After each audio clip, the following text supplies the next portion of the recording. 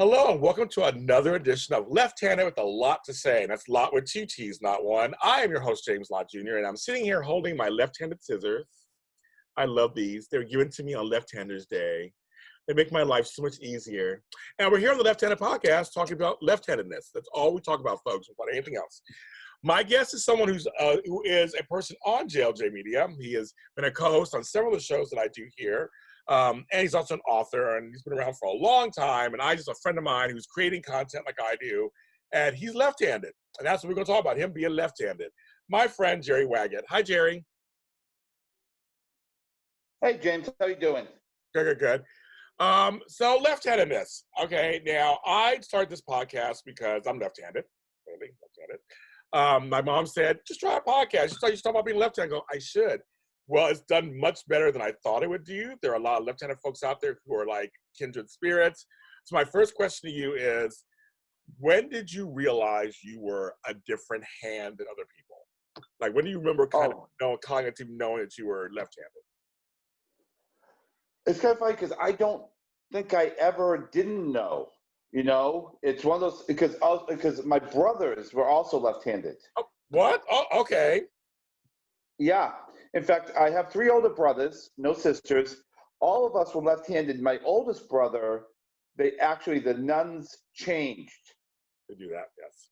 Yeah, they forced him. By the time that my second oldest brother, Michael, got to grammar school or parochial school, as we call it in the Catholic Church, they had gotten a little bit more progressive and said, basically, don't try to change them, you know, because I guess it led to a lot of problems, you know, so. Well, wait a minute. So all four of you are left-handed. All you brothers are left-handed. Yeah, we were all born left-handed, yeah. That's crazy. All born left-handed. Anybody in your family left-handed? Parents, grandparents? I don't know. It's funny because I'm trying to think. I thought my parents were right-handed, but we were all left-handed. That's very rare. That's why I'm fascinated, because I'm one of 1,000 children. But out of all of us, my brother who I live with and I are the only ones who are left-handed. My parents are right-handed. My grandparents are right-handed on both sides. Like, there's nobody else left-handed. My one grandson, where we did the show together here, he's left-handed. My other grandkids are right-handed. My children are right-handed. Nobody's left-handed but me, my brother, and my grandson. That's it. So I find your thing fascinating that you have like four brothers. You guys are all left-handed. That's amazing. Yeah. Amazing. That's amazing. All right. So then you always knew you're surrounded by left-handed stuff. So then my question kind of becomes, at school, did you know you were different, left-handed wise? Oh, sure. Because, you know, one of the things that, you know, I think one of the things that affected me on is penmanship originally, and trying to like follow the penmanship as the nuns were doing on the board and trying to like take it and translate it into being left-handed there was difficult. Also, a lot of times when we were doing the penmanship lessons, the nuns would always say, okay, move everything to the left-hand side of your desk to be able to do the writing. Yes. And I'd have to like move it to the left-hand side. And I will say, to this day, one of the results of that has been as I call it, directional dyslexia.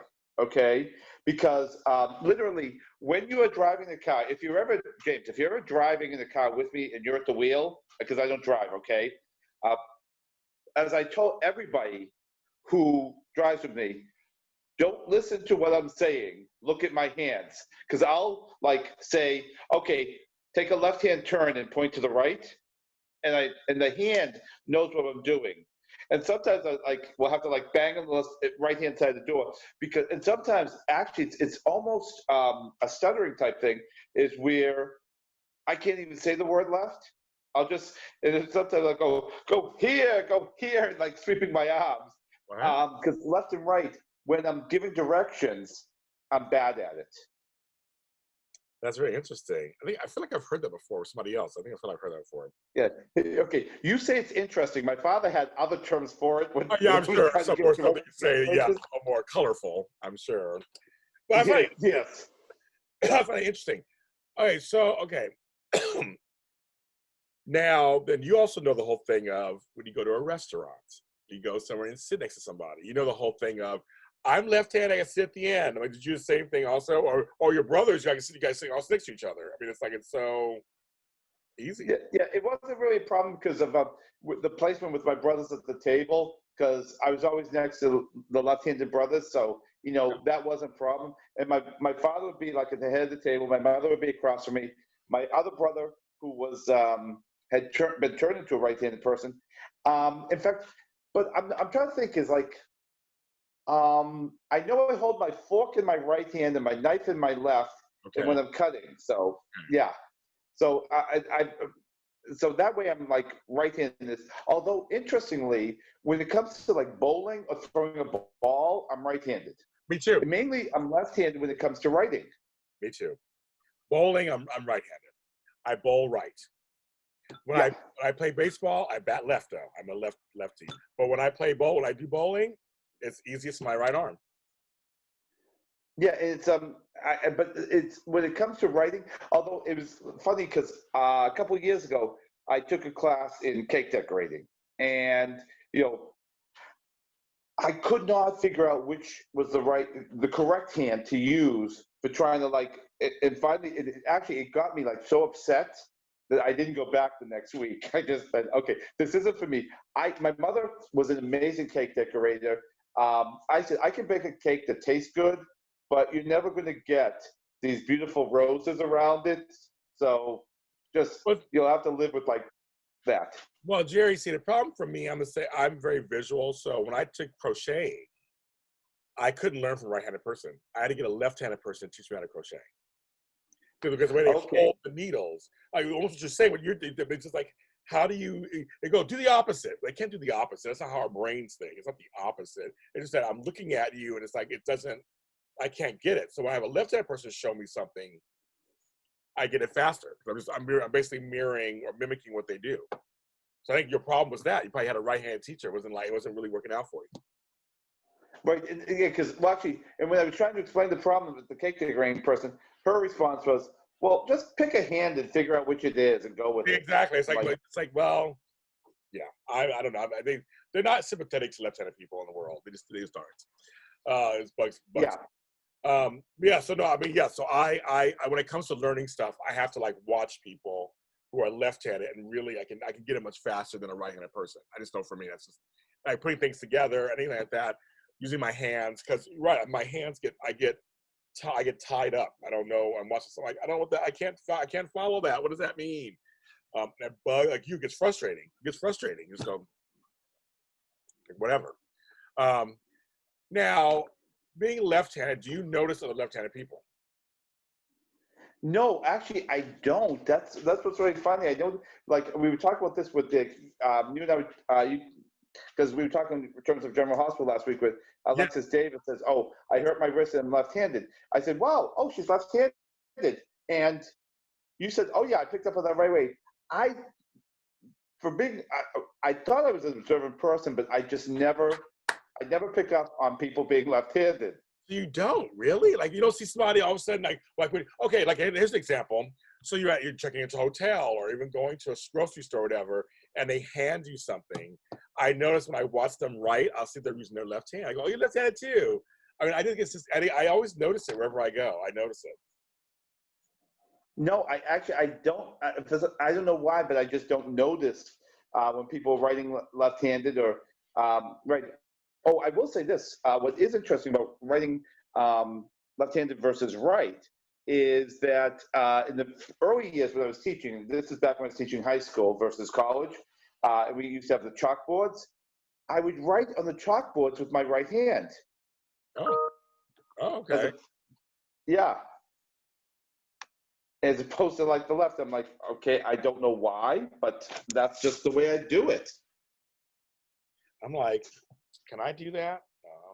I'm a chalkboard nearby. I'm gonna try it. I mean, I guess because when you're writing left to right, your hand may smear against the chalk, right? So everybody says this is like an exclusive. Oh yeah. I have.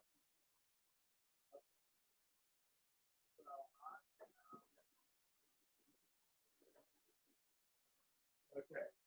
So I have a chalkboard thing I just gotta find my chalk. Mm-hmm.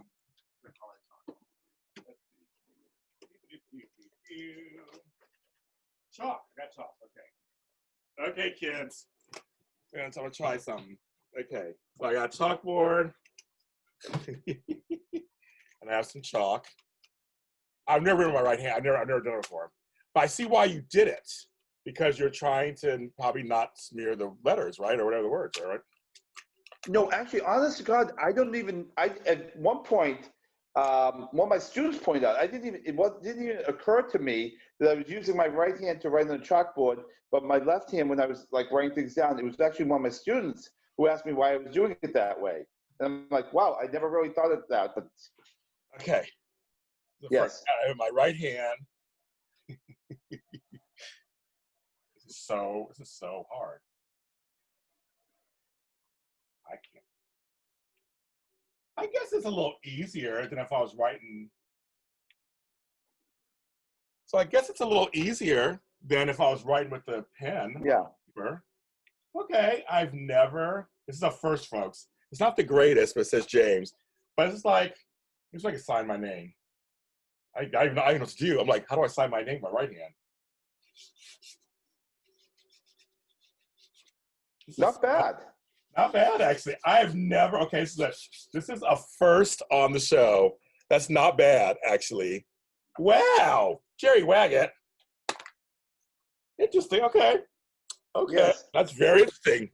I've never done it Also, before. I remember that when I was younger, I worked on trying to be ambidextrous when I was younger with my writing. So writing with the right hand as well as the left. Also, if I can say, at one point, I also tried practicing writing with my toes. Okay. I thought it would be a skill to have in case I ever got kidnapped. Kidnapped and had your hands tied behind your back. I guess so. So are you left-footed or right-footed? Actually, I think I practiced writing with my right foot. So yeah. But it's one of those things.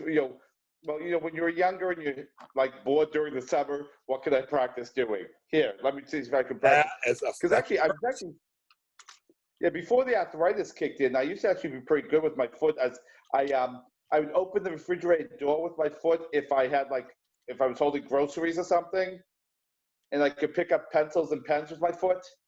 That's a first. That's a first. Yes. Yes, it's a first on this show. I just wrote that down. Never heard that before. That's really interesting. That's what I just did. That. I'm looking at my signature. It's not that bad, folks. For being no, it's pretty good. So I guess you're right. I guess the test would be trying to write with my right hand and paper. It's probably harder. But you're right. Chalk, for some reason, it's an easier thing, I guess. I don't know if it's just because of the fact that you're standing versus sitting. Yeah. That's wow. Okay. Very interesting. I didn't realize that. So my house is set up. I have some parts of my house are set up for left-handed people. My brother and I are left-handed. I have a left-handed refrigerator. I have left-handed cabinets, so I open a certain way. So is your house, any left-handedness going on in your house at all? No. Yeah, no. So I've never adapted because I think in some ways, mainly the number of things that I do, like I use scissors with my right hand. So I mean, writing is one of the few things I do with my left hand. It's writing and probably like the fact that I hold my fork with my left hand. Okay. It's kind of a little bit more limited with the stuff I do with my right hand. Yeah, I guess that's true. I mean, I'm just like curious, like my right hand I use for typing because I do left and right. I use my mouse is on the right hand side. That's coming on the right hand side. So I do this, so that's there. Both my right. I guess I cut with my right. Well, it's just funny. The other day I did an episode on this show. I took the razor. I use a disposable razor, and I did the side of my face. I put it in my right hand, which I never have done in the 51 years of my life. And I went, that felt weird. So do you shave with just the left? I use my left hand both sides. Do you shave with the left hand? I mean, like. What do you You do? know, as you're asking me this, I feel so bad. It's like, yeah, I shave with the right hand. Okay. Okay. I just, I, Yeah. I just, I just never thought I never do. I use my left hand for both sides. I just have never, I don't know. I never thought about it before. And all of a sudden, that was it. I was like, that was weird. Having it in my right hand was very strange. It didn't feel natural. It didn't Yeah, feel natural at it's all. so instinctual that like I had to think about which hand I use. I think a razor and Right. yeah, no, it's right-handed razor shaving. And there's so many different things. So, I mean, do you think that left-handed people are more adaptable by nature because we have to be, or do you think it's just person to person? I don't know. What do you think about that? Uh, well, going by like most of the left-handed people I know is that there's a creativity to them. So yes, I do think that there is something more adaptable. I think maybe it's just part of it is necessity. I also think it's that whole right brain, left brain thing Yeah. that there is. I think left-handed people might have a more of a propensity towards being ambidextrous. I forget what the noun form of that is. You Ambidextrous, know, dexterity, um, I but guess. So I guess the word is like, ambidexterity. yes. Okay.